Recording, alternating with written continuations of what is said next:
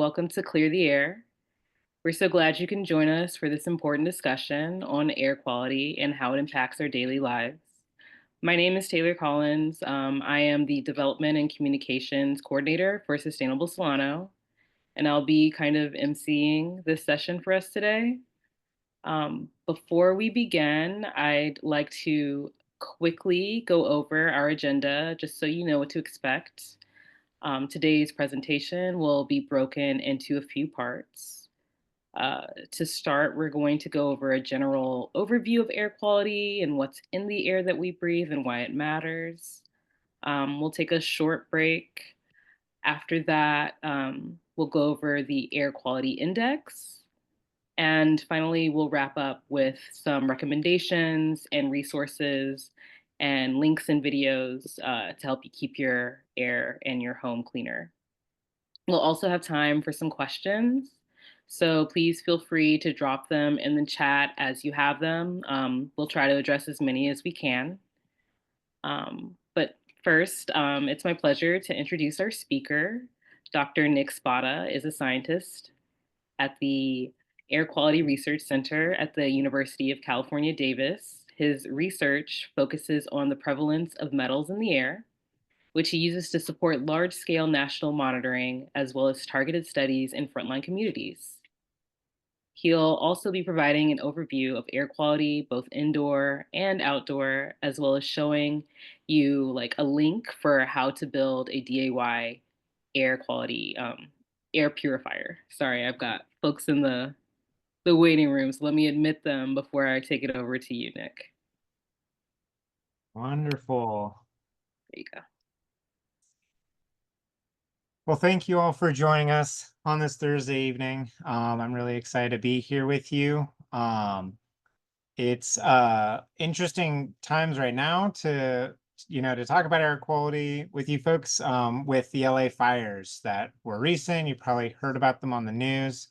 So my office isn't normally this messy, but we're preparing a bunch of samples from LA that I went down and collected. And tomorrow morning, we are going to be turning on a proton beam. So 9 million electron volts worth of protons are going to be speeding towards the speed of light at these samples. And then when the protons are going to reveal the chemical information, telling us what was in the air in LA, and hopefully that the air quality is not too bad, and that folks returning to their homes or downwind of the fires can breathe a little easier. So thankfully, the National Science Foundation was able to support us so that we can do this analysis and provide this critical information to the folks in LA who are really feeling it. So I'm probably going to be bringing up the LA fires as kind of like an example throughout the talk. And without further ado, I'm going to go ahead and share my screen and we will get started. Okay. And screen and cursor. Great. All right. And so just a little house rules. I really like questions. I'm going to be monitoring the chat on my screen. So if you have questions, feel free to throw them in there. And then I'm going to try and work them into the talk. Just like any sort of academic setting, I highly encourage taking notes, and that way, maybe if you think of something later, you can either ask during our discussion period or email me later. I've got my cell phone silenced and off to the side, so I don't see anything flashing. It helps keep me from getting distracted. And then just a reminder that there's going to be time for group discussion, and that's always one of the most rewarding parts of these talks. So as Taylor indicated, we're going to start off with what's in the air, and kind of differentiating things that are in the air that are natural and perfectly okay, and then some other things that are human-made pollution. I'm going to introduce that DIY air filter, and then after we take a quick break, we'll talk about some really important things in our day-to-day lives. So like masking and the air quality index, how do we keep our indoor air clean? And then we're all Californians, so what to do during those wildfires? So I'm going to start by quizzing you. What is in the air? If you think of something, throw it in the chat. I'm going to give you a little bit of time to kind of mull that over and see if we get some good responses. And my goal is that, maybe you don't really know what's in the air right now, but by the end of this talk, you'll easily be able to throw out some answers. So yeah, dust and pollen, absolutely. Excellent answer.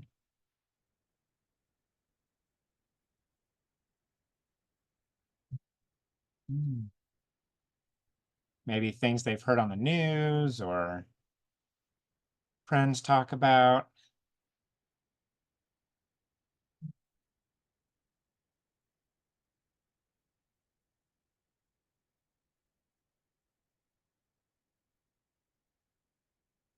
Yep, some gases. We got some nitrogen, some oxygen.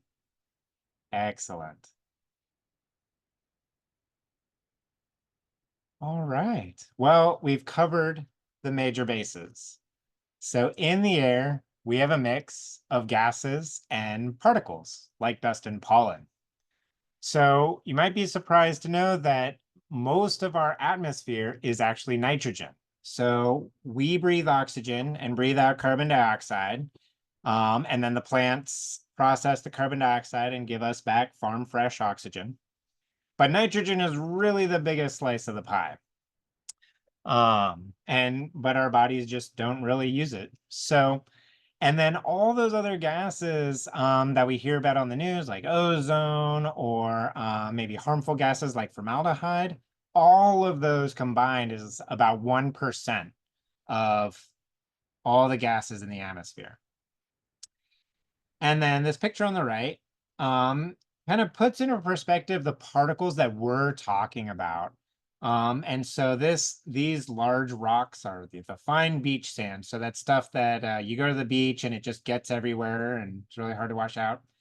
Um, and then this is an average human hair. And then these little blue and red spheres, these are the particles that air quality scientists are mostly talking about. The PM10, this dust, pollen, mold, these particles, when they're big enough, you can kind of see them when the light is streaming through a window in the early morning, and you see those little flakes floating around in the air. That's PM10, and the light's hitting it just right, so you can see this invisible world of particles. But these red ones, these PM2.5, you can't see those with the naked eye. And these are the ones we're most concerned with because these ones can make it into our lungs and affect our health much more than the PM10 particles can. So our bodies are sort of designed to handle these natural PM10 particles, but when it comes to the 2.5, just biologically, we're not as well equipped to filter them out. So we're going to kind of go through and we're going to talk a little bit about the different kinds of each. So different types of gases that we're interested in and different types of particles. So these other gases, so not the nitrogen or oxygen, but carbon dioxide is a really important gas in the atmosphere. It not only is it important for plants and for pretty much all the food that we eat requires the carbon dioxide in the atmosphere. But it's also a major greenhouse gas. So naturally, there's a certain amount of carbon dioxide in the atmosphere, but when the carbon dioxide levels get higher, there's more heat energy that's getting trapped. If anyone stepped into a greenhouse, the glass traps the heat inside to keep all the plants warm, and so they grow better. So you can grow plants in the wintertime that normally require spring or summer conditions. But when that happens in our atmosphere, then we start getting these other issues, climate impacts, right? So as it gets warmer, there's all sorts of, hotter summers, drier winters, things like that. So there's sort of a whole host of things that come along. I'm gonna skip ozone and I'm gonna jump to methane because methane is actually 100 times more potent than carbon dioxide at trapping heat. But I actually have some good news. And the good news comes from this wonderful cow that is participating in some research here at UC Davis. The cow is eating a very special mix of food here, and it's normal cow feed that's been mixed with like seaweed and oregano and some other herbs. And what the mixture does is it reduces the amount of methane that gets produced in the cow's stomach. So one wonderful improvement is that the cow is more comfortable because it doesn't have all this gas buildup in its stomach. The another important thing is that it reduces the amount of methane that's emitted from the cow. So cows burp out a significant amount of methane, and that accounts for a large portion of the extra methane that's in the air, these extra greenhouse gases. So industrialized farming can actually massively reduce their greenhouse gases by providing this new feed for cows. And then, of course, the third benefit is that by mixing in these additives, it actually can reduce the cost of the feed for the cattle. So the farmers are going to like that too. So this is a win-win-win situation.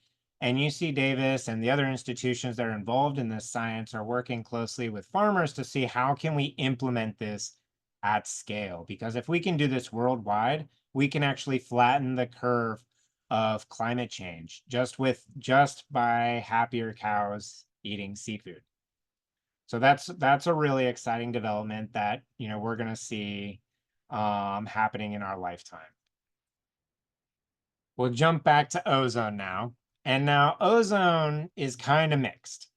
It's really, really great when it's up here in the stratosphere. For reference, like if you've flown on a plane, the plane's flying down here and above where the air is all, nice and blue and clear, that's where the ozone layer lives. And what it does is it shields us from harmful UV rays. So it acts as a shield for the ground level, and it helps prevent things like skin cancer. What's However, ozone can form at the ground level when we have smog that gets cooked in the atmosphere. The ozone can form down where we're breathing. And when that happens, it's kind of like breathing bleach. It's an oxidizer, so it's really bad for our lungs. And so we really, really want to reduce the amount of ozone at the ground level, but we really want to keep the ozone up in the stratosphere. So preventing ozone at the ground level means that we work with our governments to regulate things like diesel trucks and try to have programs where we can have reduce the emissions from trucks and industry so that we produce less ozone on the ground. And then also there are certain chemical bans like CFCs, spray cans, things like that release chemicals that float up into our upper atmosphere and then destroy the ozone layer. So we kind of need both of those things working in tandem so we can keep ozone where we want it and prevent it from forming down where we don't want it. Another thing, just to kind of briefly mention, I have a picture for it, but volatile organic compounds, this is a huge, huge class of different types of gases. There's thousands of different kinds. And it's everything from the wonderful smell of fresh baked cookies all the way to things that are very, very harmful, very, acutely toxic, like formaldehyde, where, as soon as you get a whiff of it, you immediately feel sick, get a headache. And both of those things are in the same class of chemical. And so we'll kind of talk about this a little bit later when we start talking about when we're making measurements in the atmosphere. And this kind of got broken out into its own slide. Methane, because I think this is kind of neat. So not only do cows produce a lot of methane at the industrial farmyards, but termites just out doing their thing, building their mounds, they also produce a significant amount of methane. And because it's so concentrated in their colonies, we can actually see it from space, which I think is kind of neat. So we're not the only organism that is emitting greenhouse gases, but we're definitely a bigger one. So um, just like to throw that out there as a interesting bit of science. Okay, so now we're going to jump over to particles. And particles is really what, my research focuses on. I'm very much in the solid phase. And just like there's many, many different types of gases, there's also many, many different types of particles in the air. And they can be really complicated. A gas that's floating in the air is generally pure, pretty pure. Carbon dioxide is, one carbon and two oxygens clustered together and just sort of floating around by itself. But particles, they can aggregate together. They can stick together and then float around. And then you've got little pieces of maybe some dust with a little bit of pollen on it, maybe some skin flakes, and they can all kind of join together to make one big particle. So there's a lot of different things in the air that are just naturally present. The biggest one, actually, the number one producer of particles in our atmosphere are the oceans. Every single time a bubble bursts in the ocean, it shoots out a tiny sea salt particle. And that amounts to about 11 billion tons per year of sea salt just floating out of the oceans every year, which is pretty incredible. The human made pollution, what we call anthropogenic, these are things pretty much every time we burn something, it's going to produce particles in the atmosphere. So whether it's wood, coal, oil, natural gas, we like to talk about natural gas as clean burning natural gas. It does emit pollution. It's just cleaner than a lot of our alternatives. Vehicle exhaust, even when farmers are plowing their fields, which if you live near agriculture, we have a lot of agriculture in our areas. Um, you see those huge plumes of dust coming, blowing behind the tractor. Generally, those are large particles, so they don't travel very far. Um, but it is still something, to be aware of, especially if someone lives very close to those fields. That may be something that they may get irritated with during that season when they're plowing. And then you can't really talk about air quality without talking about smoking, and we'll talk about this even more later. But this is actually another thing that we pick up on our instruments when we're like just monitoring a city. We can pick out the smoking signals, especially in areas where smoking is very, very popular. And this also includes vaping. And then there are some things that are both natural and anthropogenic, and we're going to sort of dive into that a little bit later about, what's the difference between natural and pollution. But for now, I'd like to give you a wall of pictures to highlight the sheer variety of particles that are floating around you right now. So this kind of top row. So this is what you would kind of think of as your sort of natural dust particle. And you can see it's got some pieces that are kind of geometric. This kind of looks like a geometric rod, and then it has some fuzzy parts. And each of these, the dust is sort of like I was saying, an aggregation of a bunch of different things that just sort of stick together over time in the atmosphere. And then there are these other things like the iron oxide, which is a crystal, the chromium and lead rich particle. This also has sharper angles, more geometric. The quartz as well, it's a crystal. And then if we look at this is very different than our second row, which are very, very spherical. So most of these are organic, like the bacteria. We got pretty familiar with things that look like this during COVID. We saw a lot of that on the news. Pollen looks very round and the surface has this really bumpy surface so it can interact with things, like irritating our nose and throats. OM is organic matter. And so this could be like a oily particle, maybe out of the back of a car, Or it could be a sweet smelling essential oil like lavender essential oil. So these organics can be both, good for us. Give us lavender has been shown to decrease cortisol levels in rats by like 25 to 30%. Cortisol is a tracer for stress. And when I remember reading that paper as a graduate student, I immediately got myself some lavender essential oil to, ease the stress of grad school. And I definitely think it works. These particles are interesting. This is coal fly ash. So when we burn coal, it emits these particles that are very, very spherical. And this size bar, this 500 nanometers, means that they're very, very, very small, easily getting into the human body. Fly ash is collected out of coal-fired power plants, and then we use it in concrete because what it does is number one, it's cheap because it's trash. We want to get rid of it. And two, it increases the strength of the concrete. So the mechanical properties of the concrete are improved by this. And so for many years, we thought this is fantastic. We're getting rid of this toxic waste, we're putting it to use, and it's making our concrete better. Unfortunately, what we're seeing right now is that this fly ash may be leaching out of the concrete into water supplies and getting people sick. So that's actually a very, very new discovery, and we're going to be working on it. Um, so I won't delay too much longer. I just love this slide because I love looking at the beautiful pictures of all the different particles. But just going to highlight this soot particle. Now, when we burn things, especially like our motor vehicles, power plants, it creates this soot particle, and this is called a fractal aggregate.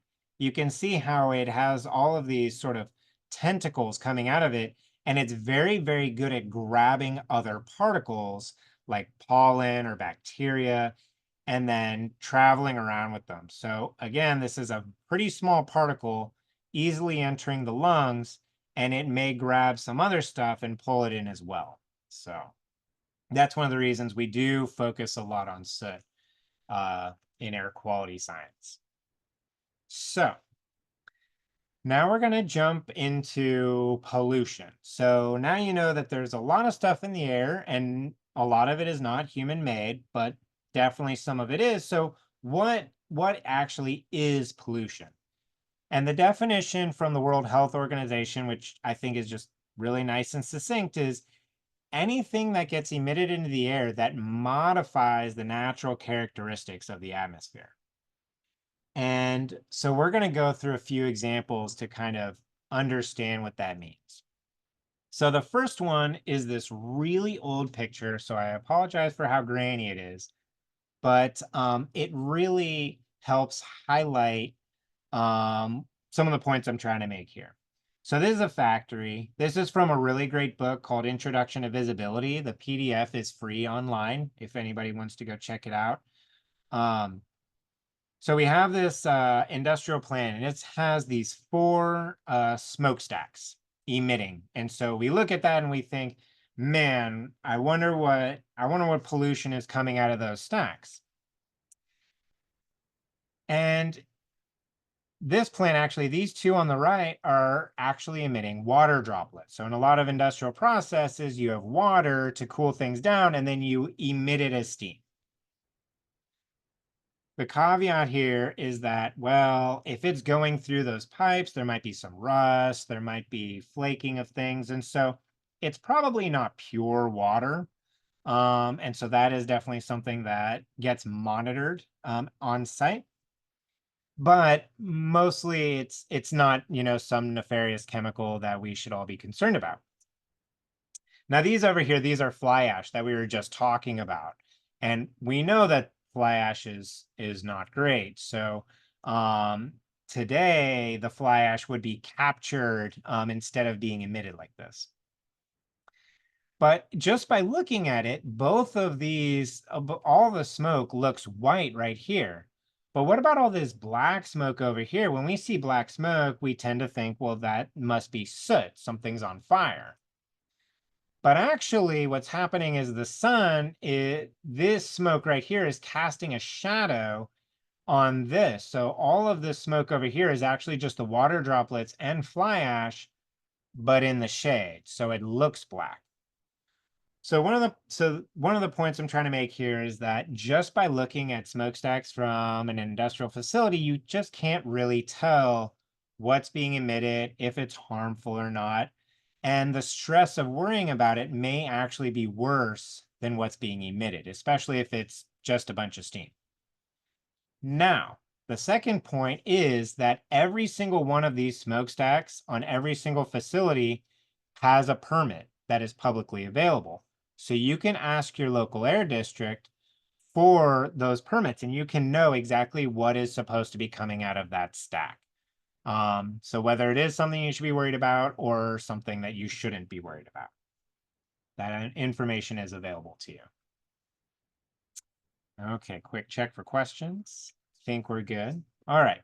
So the next few slides are some examples of things and that we may experience, and is it pollution or not? And they're not really cut and dry. An argument could be made either way. And so this is an unpaved road. Um, and so we have a truck driving down the unpaved road and some poor unfortunate workers who are on the side and getting just doused with this dust. You could argue that it's just dirt. It's natural. Um, but also this truck, a human is driving the truck and causing all of this dust to get kicked up.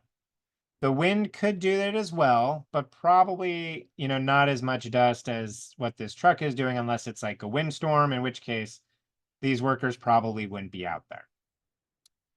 Another thing is that even though most of this is going to be natural soil dust, the tires degrade on the road. I mean, if you look at your tires and you see that they're getting worn, that all that material that has worn away is on the roads. So this dirt is contaminated with tire wear. There are some oils that leak out of vehicles. The smoke, the tailpipe exhaust from the vehicles is also getting stuck on these dirt. So this isn't pure natural dust. So I would classify this as actually pollution. The next one, these are called CAFOs, concentrated animal feeding operations. And if you've ever driven up and down the 5, then you definitely may have seen Harris Ranch and some of the other CAFOs down the Central Valley.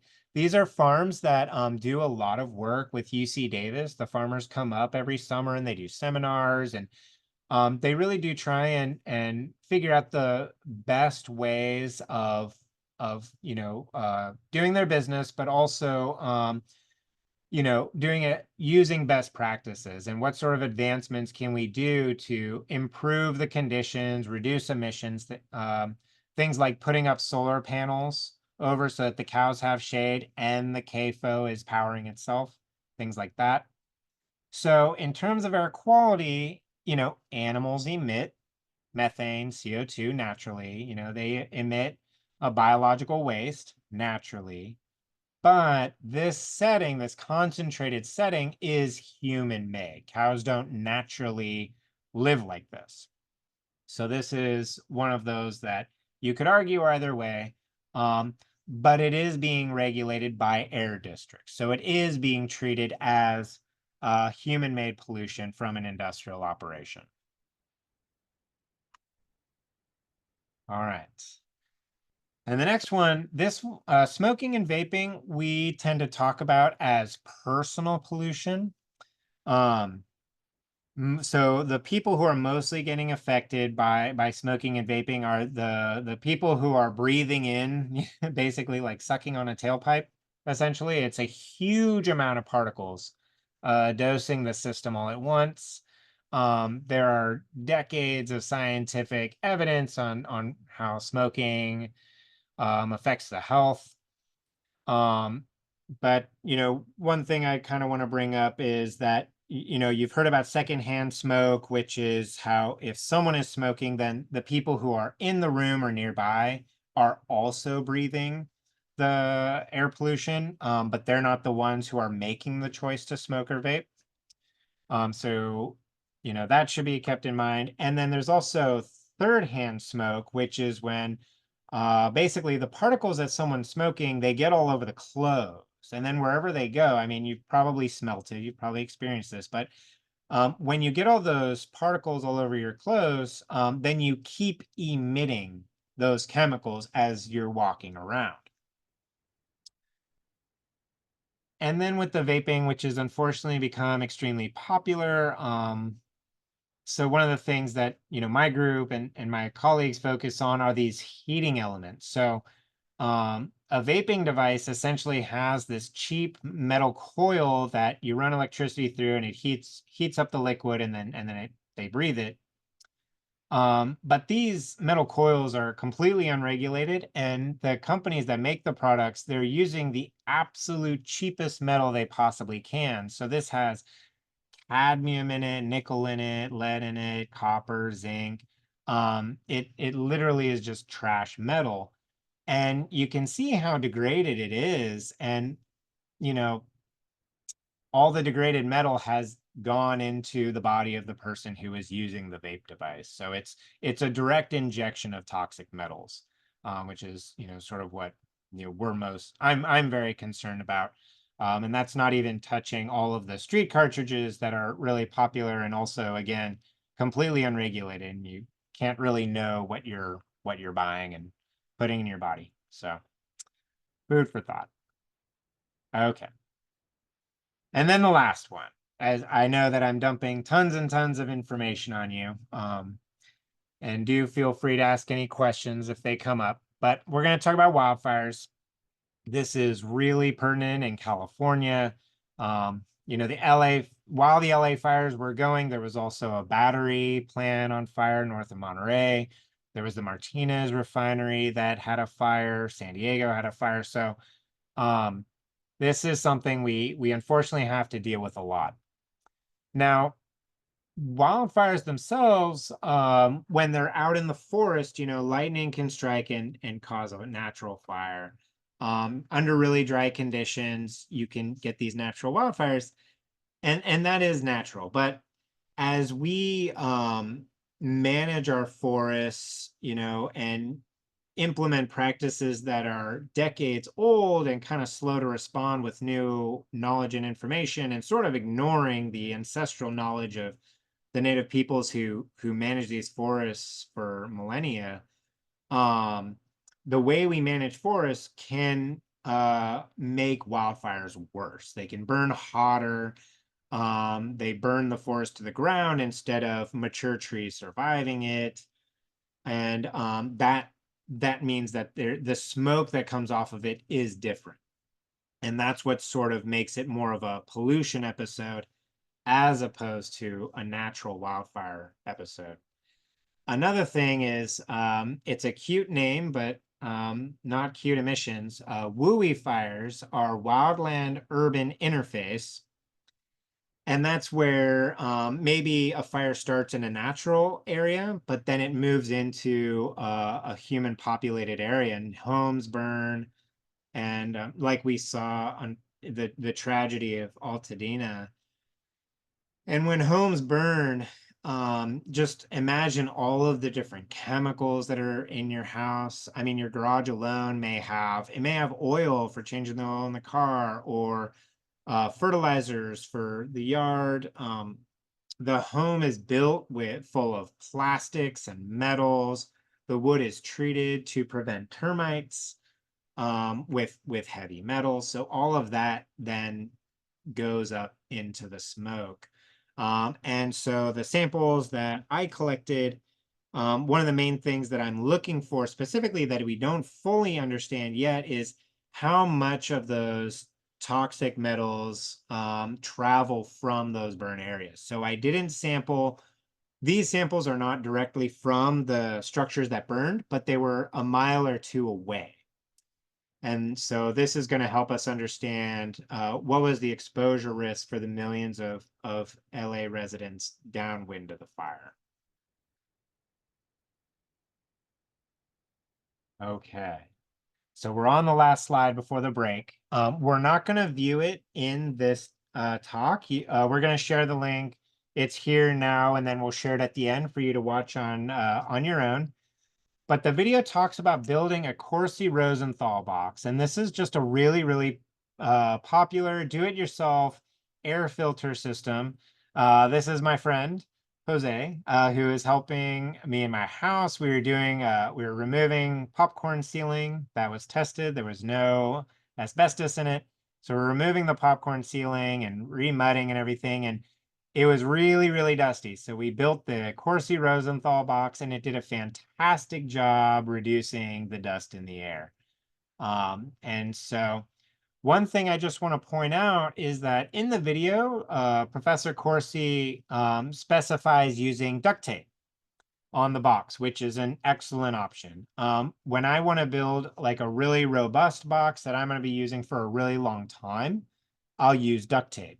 Especially if I don't care about the tape residue that will inevitably get stuck to the box fan. So if I'm not planning on using the box fan again, just without the filters, then duct tape is just fine. However, sometimes I'm only going to be using it for a few days, like as in the case in this picture. And I'm going to want to dismantle the box and reuse the box fan. Then I like to use masking tape.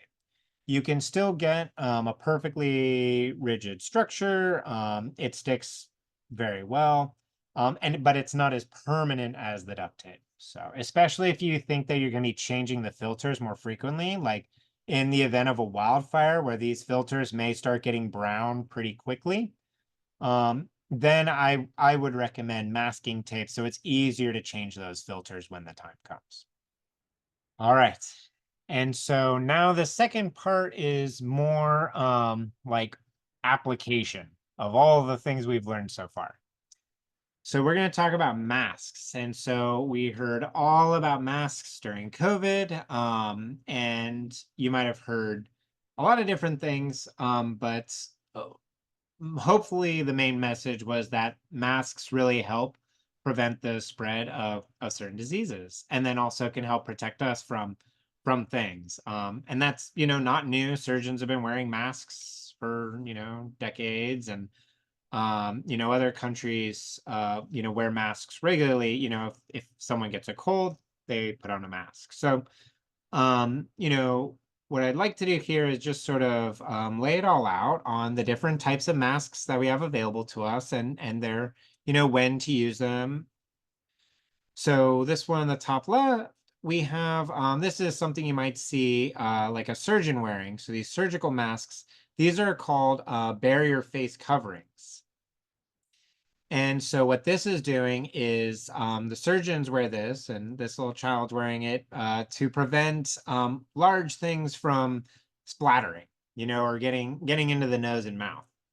So these don't really protect you from breathing stuff that's in the air. So these are not recommended for like wildfires or pandemics, because the air just goes right around the sides. So you're not really blocking anything.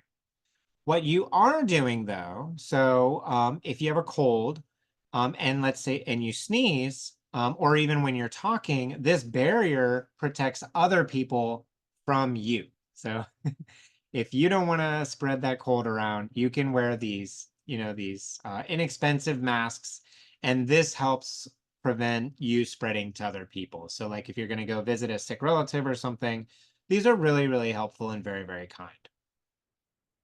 And then same thing for these woven masks. So again, this isn't going to really protect well from things like wildfire smoke because it's going to go straight through all the gaps. But it does help protect when you're speaking or when you're sneezing. Those particles are very large. As soon as they come out of the mouth and nose, they quickly dry out in the air. So they start out really big, but then the water leaves and they get really small. And uh, so as long as you have something over your face, initially it blocks those particles. Now, for self-protection, We recommend the things like these N95s and the full coverings that fit very tightly around the nose and mouth. So these are effective at protecting you from things like wildfire smoke. Now with kids, sometimes they don't always fit well, so you want to make sure you're like getting kid sizes. Also, for facial hair, if you really want a good seal, then applying like Vaseline around the edge makes it far more effective. Now this face mask, usually I only talk about it, for firefighters or people who are going into extreme situations. Now, I did outfit my community partners who are going into like Altadena and some of the burn areas in LA. They are wearing chemical goggles and a full face respirator to protect themselves from the potentially toxic ashes in the area. So normal circumstances, this is way overboard. But in the extreme situation of the burn areas after a wildfire in an urban environment, this is the recommended personal protective equipment. Okay, so in our day-to-day lives, we may get, now that you're all getting educated on air quality, your friends and family might ask you some of these basic questions. There was a wildfire in my area. How can I tell if my air is good or not? Um, when should I open my windows? Is it safe? My kid has asthma. Should I go to sports practice? All of these are really good questions, and they come up all the time. And so air quality scientists came together and they created this thing called the Air Quality Index. We measure a lot of different things in the air. As we mentioned before, the particles, the gases, ozone, particulate matter. And what we did is we took all that information and we boiled it down to a scale that goes from 0 to 500. And basically, I'll talk a little bit more about each of them, but basically, if the AQI is under 100, generally the air quality is pretty good. It's safe. Kids can go to practice. You can open your windows. Um, Now, here's a caveat. Thanks to the LA fires again, the AQI was not designed for large particles like the ashes from LA. So if they're ashes from like a forest, we're not so concerned about those because it's water soluble potassium, your lungs can handle that. It's an irritant, but we're not expecting long-term health effects. The ashes when homes burn down may be laced with some of these more toxic chemicals, and the AQI just isn't really accounting for that. In our normal day-to-day life, it's very excellent, but one of the things we've unfortunately had to talk talk to people about is that the AQI is not designed for these ashes. So the question in the chat, the difference between the AQI and UV index. So the AQI is specifically about air quality, whereas the UV index is talking about more like sun exposure. And so the UV index lets you know when you should be applying sunscreen. And the AQI is more about, some of the air quality considerations you should take into account, like if you have children, elderly, or people with pre-existing respiratory conditions. So, very good question. The AQI, when it's green, when it's below 50, it's considered good for everyone. When it's between 50 and 100, this is when I start paying attention. I do have children, and so um when it gets above 50, then I might still open windows, especially if I don't smell any smoke or anything. If I just really want that fresh air. But I'm going to start watching, and if it gets worse, then I'll start closing windows and things. When it gets above 100, 100 to 150, This is where I would, we recommend closing windows. This is where healthy adults who don't have any pre-existing conditions, you may feel mild effects, but you can go outside and you'll be fine. You're not going to get really sick or anything. Um, but for sensitive groups are children, because their lung volume to the body size ratio is much higher than for adults. The elderly, and like I said, people with pre-existing conditions, including like heart conditions. um, this is where they should start taking measures. If they have to be outside, they should be wearing masks, and 95 masks. But we recommend staying inside, maybe turning on the air purifier, and paying attention to how the air quality is changing. After 150, it's unhealthy for everyone, and it just gets kind of worse and worse and worse. So, but normally we really only see these levels during wildfire events.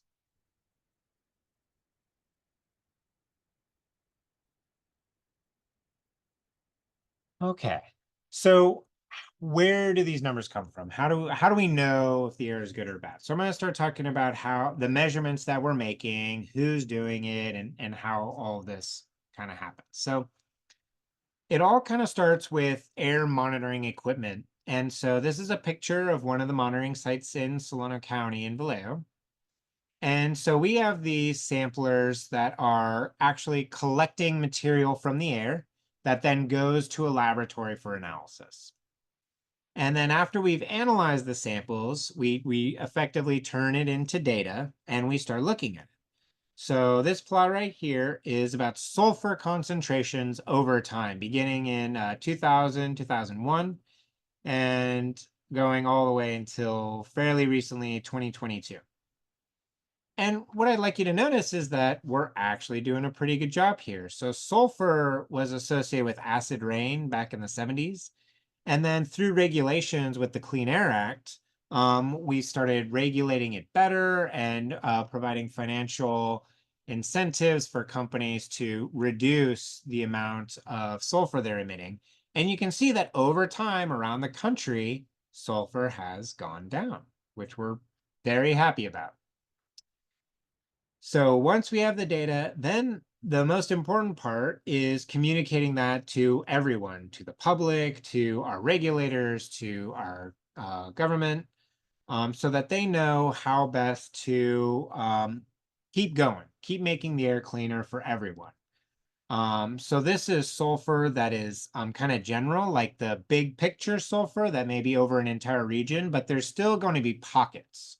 A community may still be experiencing high sulfur, and those are some of the problems that we're focusing on.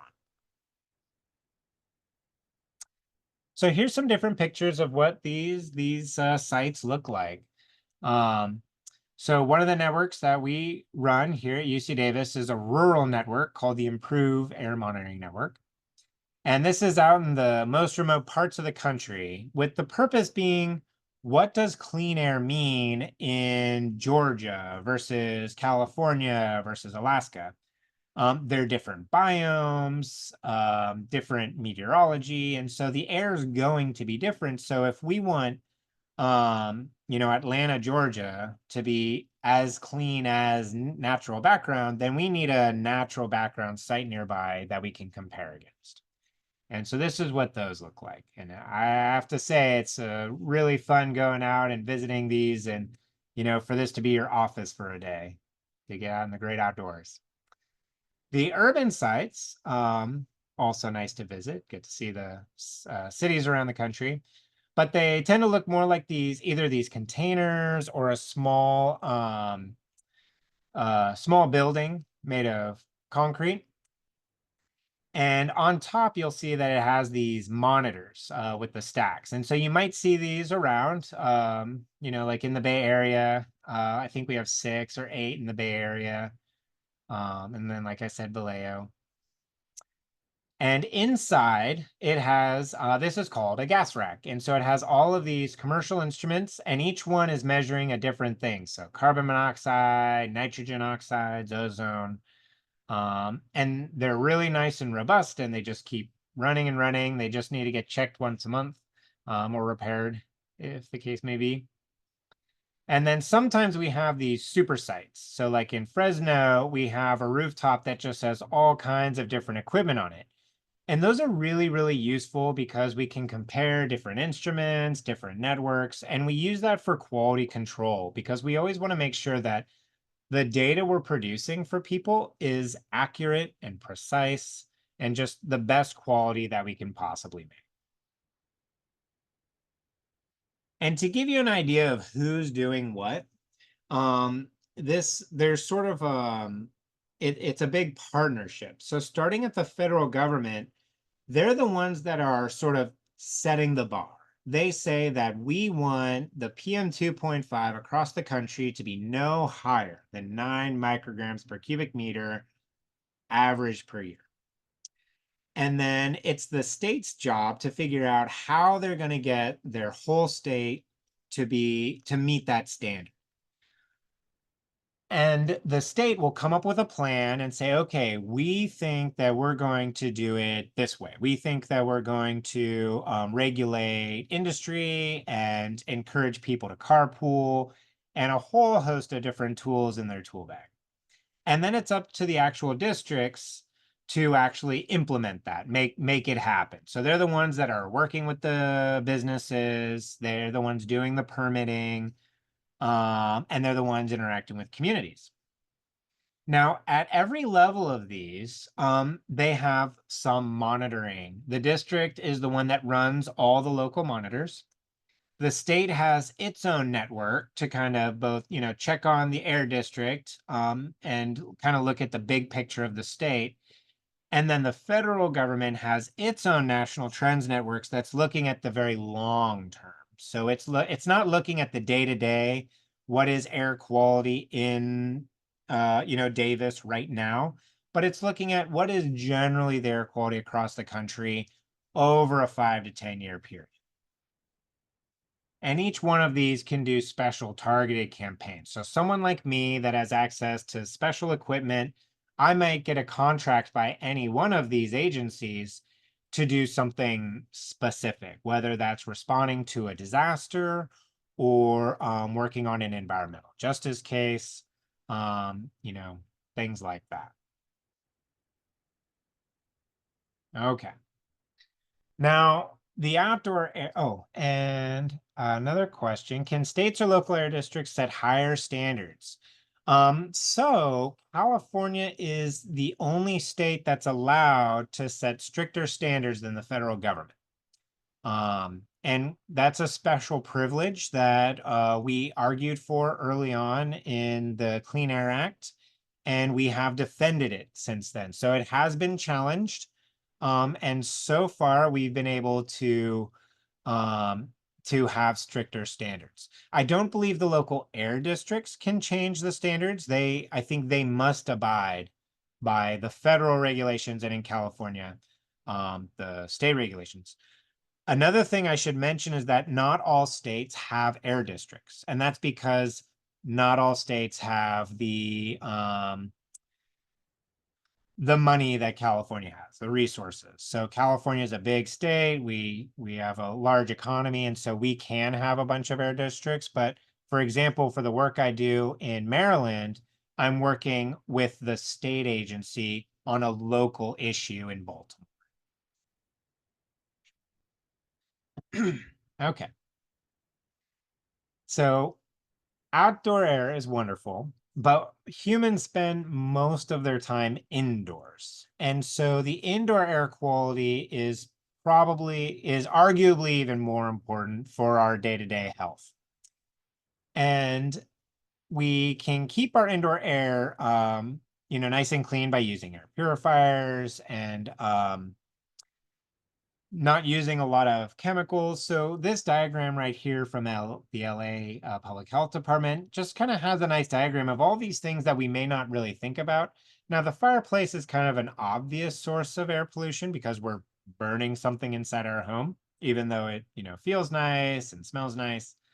Um, but other things are not so obvious. So, like when we're cooking, especially with oil, that's emitting a lot of oily particles into the air.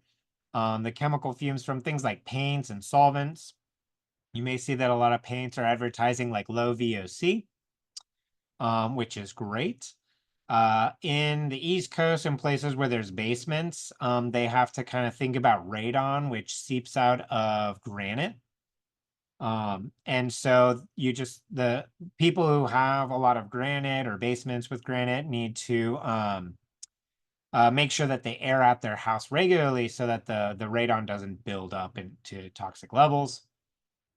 Mold and bacteria from bathrooms. So all of these different things kind of add up and can lead to something called like sick building syndrome, which is sort of like feeling sluggish or just generally unwell. It's not really tied to any one thing. It's just, kind of the combination of all these different things going on. So um there are things that we can do like opening and closing windows. So getting good ventilation through the house, especially when it's nice outside um, is just a great way to keep the air fresh inside. Keeping particles down, you can do it with indoor plants. They don't even have to be real indoor plants. They can be fake plastic plants. Basically, what you want to do is add surface area to your home. And what happens is the particles stick to these and then you cannot breathe them anymore. So just every once in a while, you might just want to wet them down with a spray bottle and wipe it just like this. Wiping surfaces that have been wetted is better than wiping dry surfaces. Um, and sick building syndrome is generally more prevalent during the winter when people tend to stay indoors more often. In the spring and summer, we tend to go outside, unless it's really bad pollen season in the spring, and then you're kind of staying inside more. But generally, I believe sick building syndrome is more prevalent during winter time. All right. And then because we're talking about wildfires so much, what do you do during a wildfire? And it's actually the same things. Closing windows to make sure to try and keep the smoke outside. Um, we might have more indoor plants during wildfire season, which we weren't really expecting the LA ones. Generally, it's more of a spring summer thing or fall. Um, and then wiping surfaces. So wildfire smoke is generally hydrophilic, meaning it loves water. It soaks up water, it gets heavy and falls out of the air. So we'll do things like boiling a kettle, leaving the door open while showering. Just adding moisture to the air helps pull those particles out so that we can then just wipe them up, off of our counters, wet mopping the floor, things like that.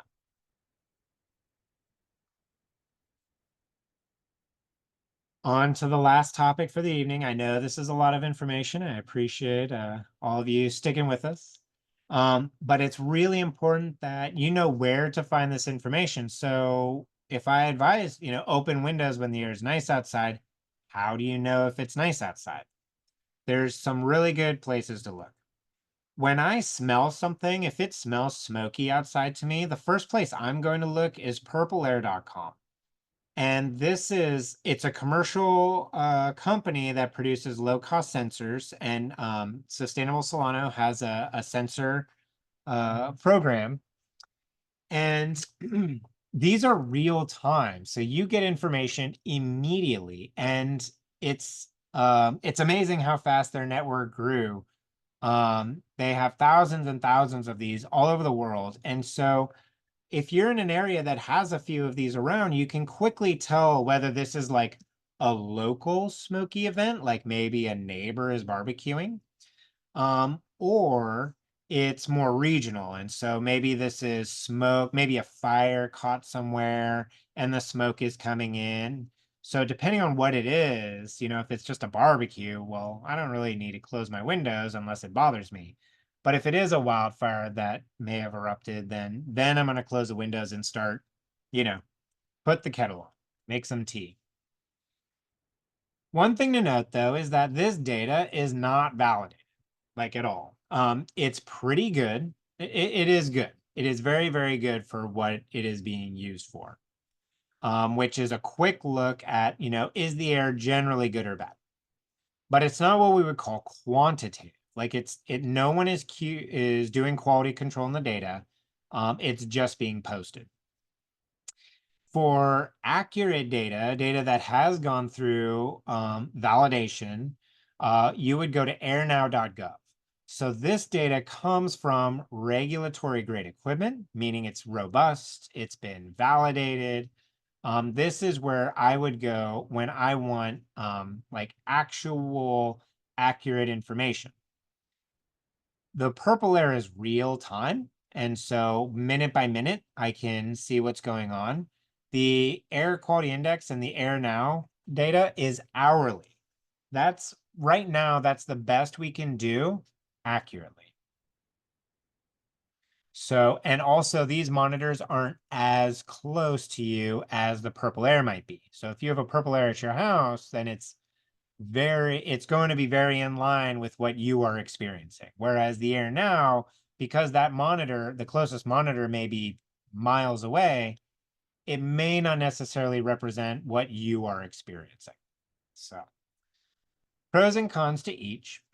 And then, of course, our state air resources board has a lot of great information. So this isn't necessarily where you go to get like up-to-date data on air quality, but this is a great place. Like if you're curious about maybe facilities in your area or learning more about the different programs that the state is doing and resources that they might have, this is their website.